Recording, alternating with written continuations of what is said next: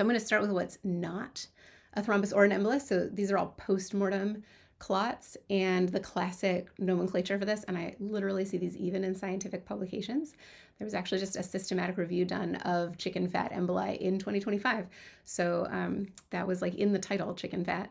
So the two most common are chicken fat and red currant jelly. The chicken fat are the whiter ones, and you can see from the top left picture there that they can have admixed blood in them. They're not pure white or anything like that, and they really exist on a spectrum, but they tend to have more of that white streaking in them versus the red currant jelly, which is on the right and is classically very friable and red and falls apart pretty easily. So I put their like correlates there. I think they look pretty accurate. So they're good descriptions. And it's just an interesting thing. This is kind of controversial in the autopsy literature, but I find it really interesting. Some people think that chicken fat clots in particular are a perimortem thrombus, so occurring not after death like a true postmortem thrombus, but in the sort of agonal state when a person is actively dying. And so the theory is that you get a low flow state. This may be during CPR, or it may just be as a person is kind of on that hospice, slowly organs shutting down kind of spectrum, but the heart will slow and it will be less active.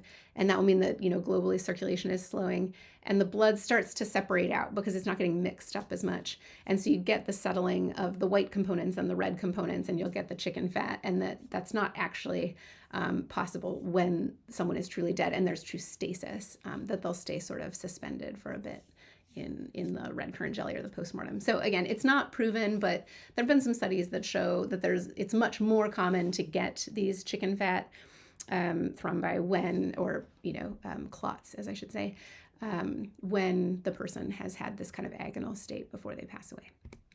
So I have a bunch of examples, because one thing you won't find in the literature is people rely a lot on gross photos, but they won't put in histology.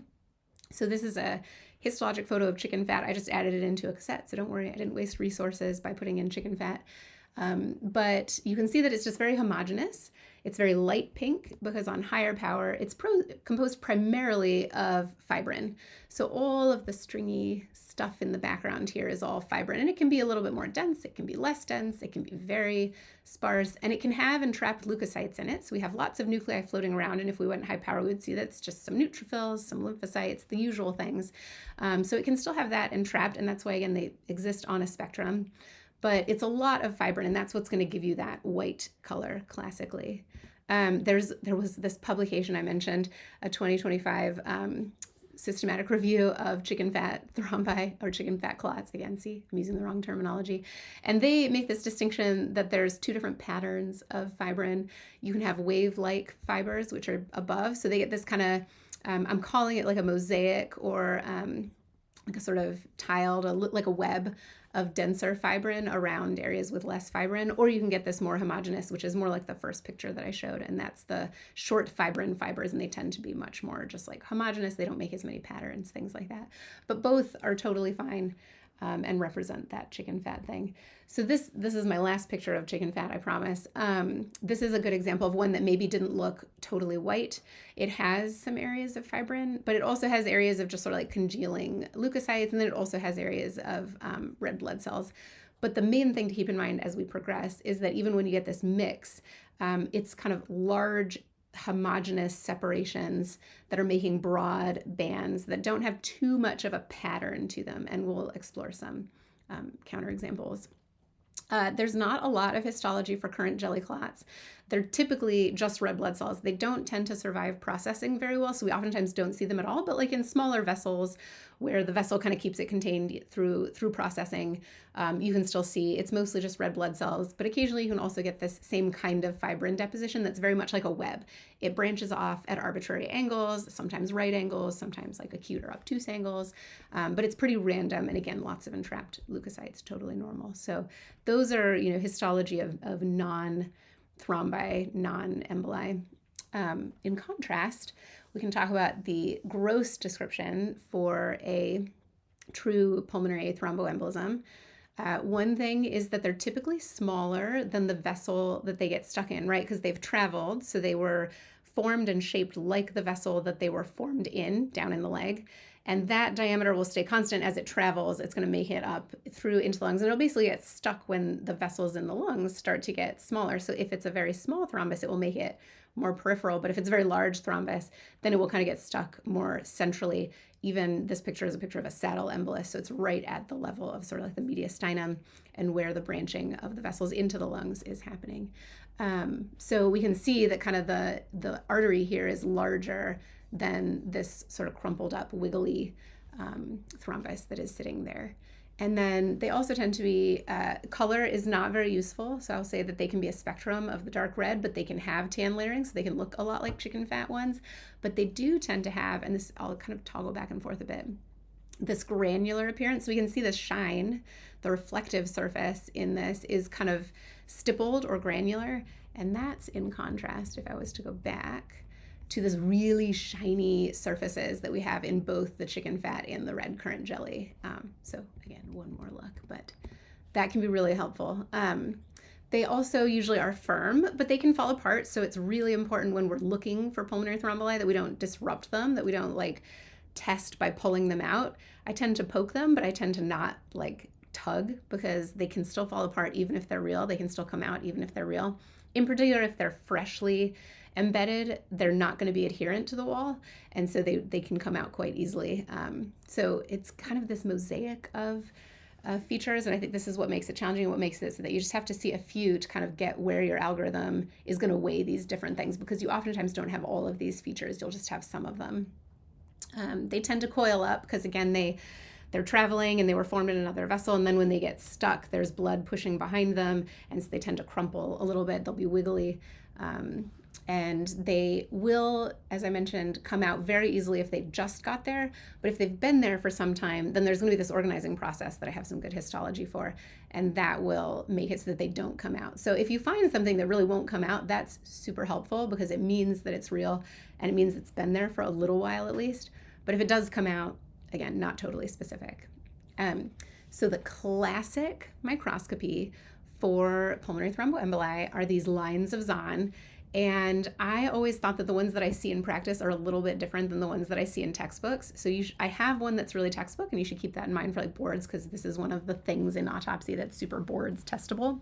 But I did try to also put in some actual examples of things that I think are more representative of what we see. So this one's right in the middle. It has good lines of Zahn.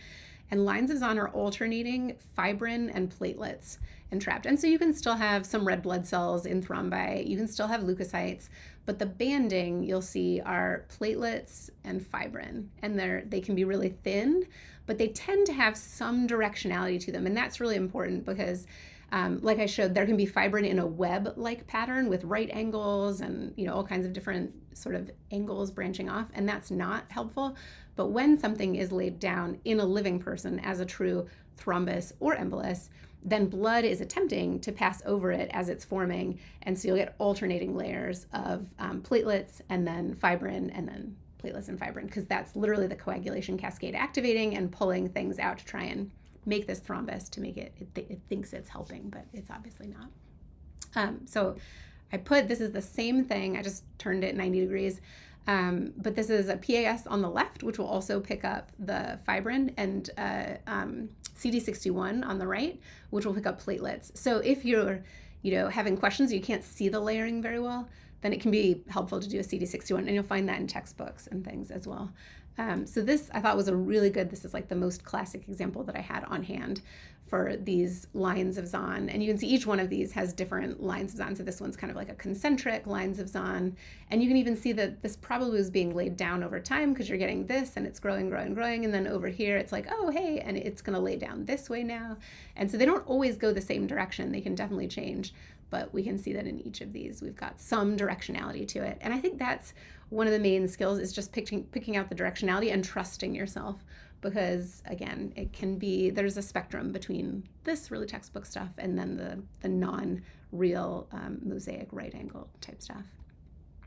This is just a zooming in. So this is just to say that you can also see these on H&E. You don't have to get the CD61 by any means. It can just draw it out and make it more obvious.